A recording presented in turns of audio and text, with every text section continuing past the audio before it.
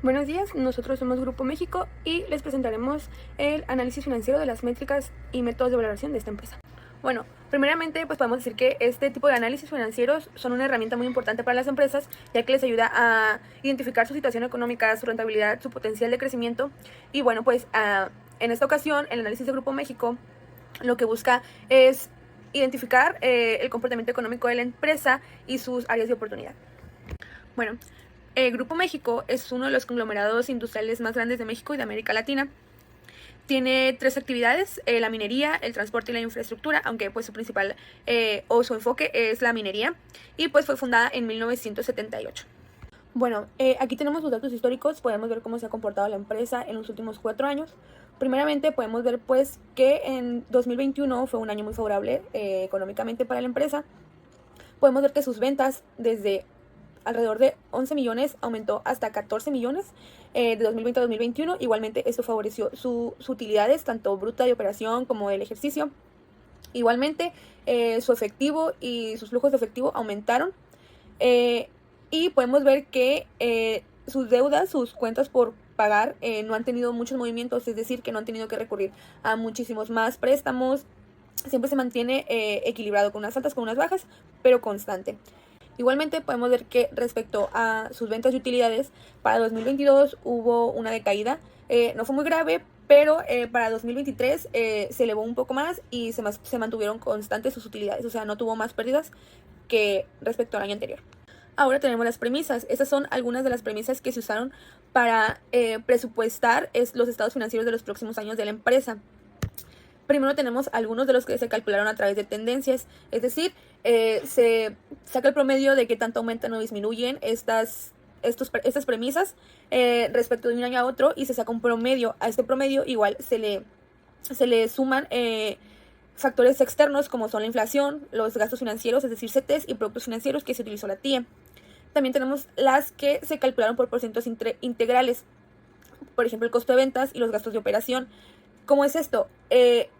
Sacamos el porcentaje de qué tanto representan mis costos de ventas o mis gastos de operación de las ventas. Por ejemplo, en 2020 tenemos que el costo de ventas fue de 48.68% de las ventas. Y igual con todos los años ya esto se le sacó un promedio. Y es decir, por ejemplo, si presupuestamos una cantidad de ventas en 2024, el promedio de 45.31% sería lo que se supone que representará el costo de ventas, igual para 2024. Bueno, aquí tenemos algunas métricas de valoración. Primero tenemos el VEA, que es el valor económico agregado, que esta es una métrica que mide cuánto valor económico está generando la empresa después de cubrir sus costos de capital invertido. Si la empresa tiene un VEA positivo, esto quiere decir que está generando valor para sus accionistas. También tenemos el GEO, la generación económica operativa, que esta es una medida que muestra la rentabilidad operativa de una empresa, es decir, cuánto valor genera la empresa solo considerando las operaciones, o sea, antes de cubrir sus impuestos y costos financieros.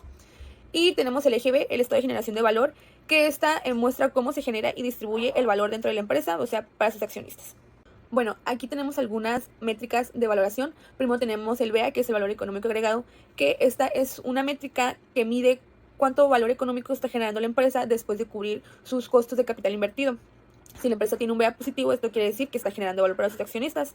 También tenemos el GEO, la generación económica operativa, que esta es una medida que muestra la rentabilidad operativa de una empresa, es decir, cuánto valor genera la empresa solo considerando las operaciones, o sea, antes de cubrir sus impuestos y costos financieros. Y tenemos el EGB, el estado de generación de valor, que esta muestra cómo se genera y distribuye el valor dentro de la empresa, o sea, para sus accionistas. En las tres métricas podemos ver que el año en el que se generó más valor o que más valor tuvo la empresa fue en 2021. De ahí para 2022 y 2023 tiene una decaída. Esta decaída se debe a los aumentos en el costo de capital. Aumentaron mucho sus intereses financieros. Métricas de valoración. El rendimiento sobre activos mide qué tan eficientemente la empresa utiliza todos sus activos para generar ganancias. En 2021 se observa un aumento del 24.13%, lo que indica que el Grupo México aprovechó mejor sus recursos ese año, posiblemente por mayores utilidades o mejor gestión operativa. Sin embargo, en 2022 y en 2023 se reduce ligeramente, lo cual podría deberse a una expansión de activos sin un incremento proporcional en las utilidades, afectando su eficiencia. Como segunda métrica, tenemos el retorno de la inversión. Esta muestra cuánta ganancia se obtiene por cada peso invertido en la empresa. En 2021 hubo un fuerte aumento llegando al 14.55%, reflejando un año de alta rentabilidad. En los años siguientes disminuye, con lo que puede estar relacionado con mayores costos operativos o inversiones que aún no generan ese retorno. Esta caída impacta negativamente en la percepción de la rentabilidad de los inversionistas. Como tercera métrica tenemos el rendimiento sobre los activos totales.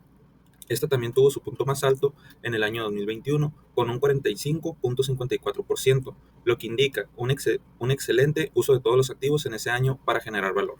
Su descenso en 2022 y en 2023 sugiere que aunque los activos pudieron crecer, no se tradujeron en un aumento igual de los beneficios, lo cual disminuye la eficiencia global de la empresa. Ahora tenemos el rendimiento sobre el capital. Esta tuvo un crecimiento notable en 2021 hasta llegar al 25.70%, lo que significa que los accionistas recibieron más ganancias de su inversión. Sin embargo, en los años siguientes también disminuyó, probablemente por una caída en utilidad neta o un aumento en el capital contable. Esto puede hacer menos atractiva la empresa para los inversionistas, ya que se reduce la rentabilidad del capital que invierten. Por último, tenemos el rendimiento sobre las ventas. Revela cuánto de cada peso vendido representa ganancias para la empresa. En 2021 se alcanzó el mejor resultado, llegando hasta un 31.95%, lo que podría deberse a mejores márgenes de ganancia o mayor control en costos. En 2022 y 2023 este rendimiento disminuye, lo que sugiere que las ventas se mantengan o los costos aumentaron y los precios también de venta pudieron bajar, reduciendo el beneficio neto por cada venta. Como conclusión, en 2021, Grupo México alcanzó sus mejores resultados financieros, con los valores más altos en casi todos los indicadores de estos rendimientos, lo que refleja alta eficiencia y rentabilidad en 2022 y 2023. Estos indicadores bajaron, lo que sugiere una disminución en el desempeño financiero en contraste al 2020, que este fue el año más débil, probablemente afectado por dicha pandemia. Siguiendo con las métricas, tenemos el valor agregado en efectivo. Esta es una métrica financiera que permite medir el excedente del valor que una empresa genera para sus accionistas después de cubrir el costo total del capital invertido. En 2021, Grupo México generó su mayor valor agregado, lo cual indica que fue el año donde más excedente de valor se generó para los accionistas, después de cubrir el costo del capital.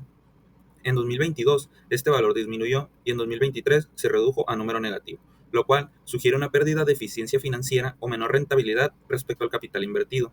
En contraste, al 2020, el valor agregado fue positivo, pero muy bajo, reflejando un bajo rendimiento que se debió posiblemente a dicha pandemia. Por otro lado, tenemos el valor contable del activo. Este creció de una forma constante entre 2020 y 2023, alcanzando su punto más alto en este último año. Esto indica que la empresa ha invertido cada vez más en activos, aunque el hecho de que el valor agregado haya disminuido sugiere que estos activos no se están traduciendo en una creación de valor proporcional para los accionistas. Aquí tenemos la UID y la UAIDA, las utilidades de la empresa.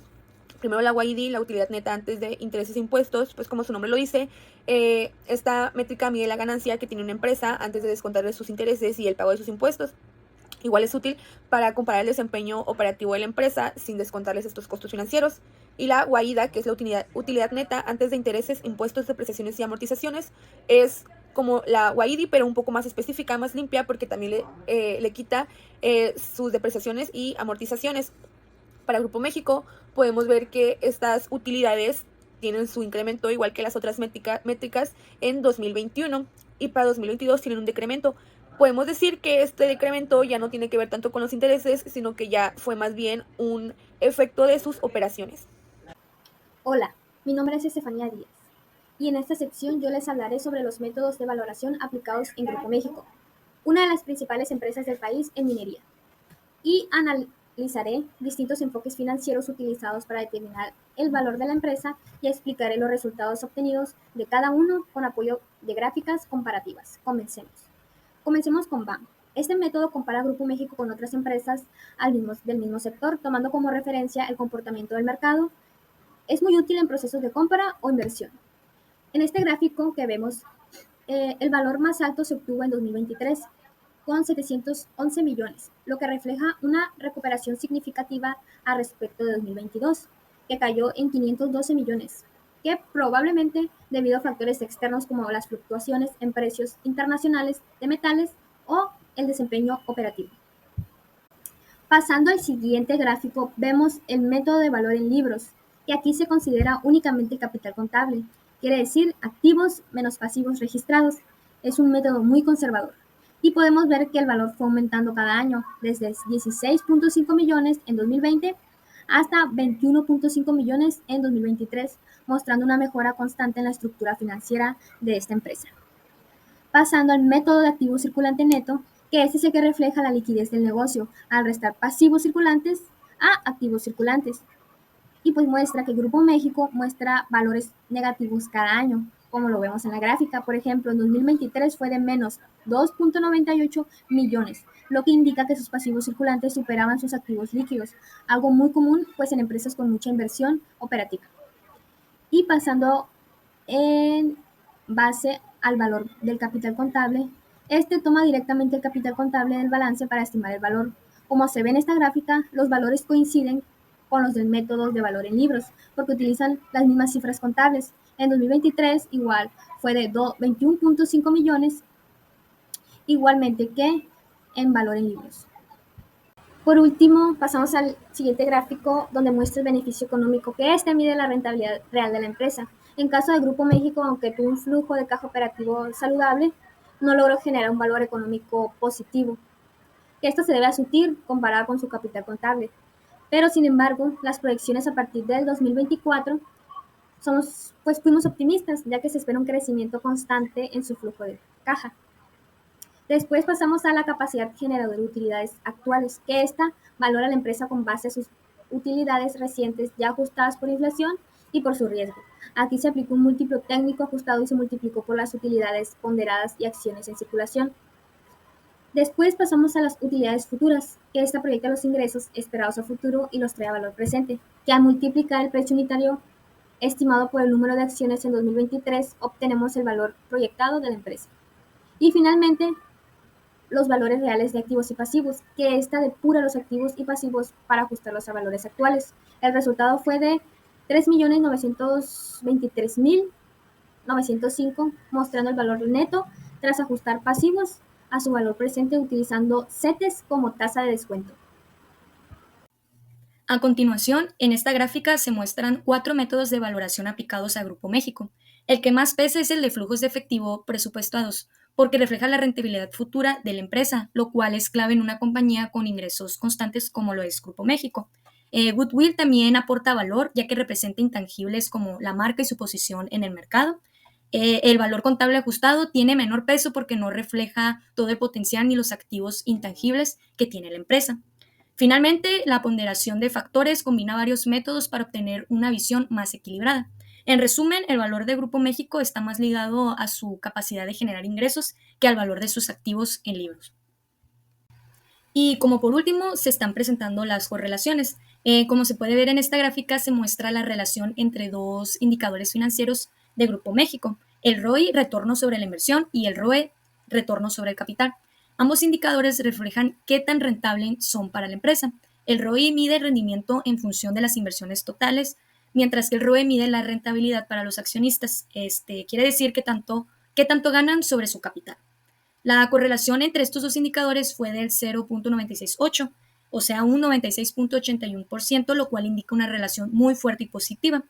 Estos ambos indicadores se comportan de una forma muy similar a lo largo del tiempo, lo cual refuerza la estabilidad financiera y la eficiencia en el uso de los recursos de Grupo México. En resumen, esta alta correlación nos permite confiar en que la empresa mantiene una buena coherencia entre su inversión total y el valor que genera para sus accionistas. Y en esta siguiente correlación se están comparando el valor de mercado del capital común y el book value, que es valor contable del capital. El valor mercado del capital común está representando lo que vale la empresa en el mercado según el precio de sus acciones. Book value representa el valor registrado en los libros contables, es decir, el patrimonio neto.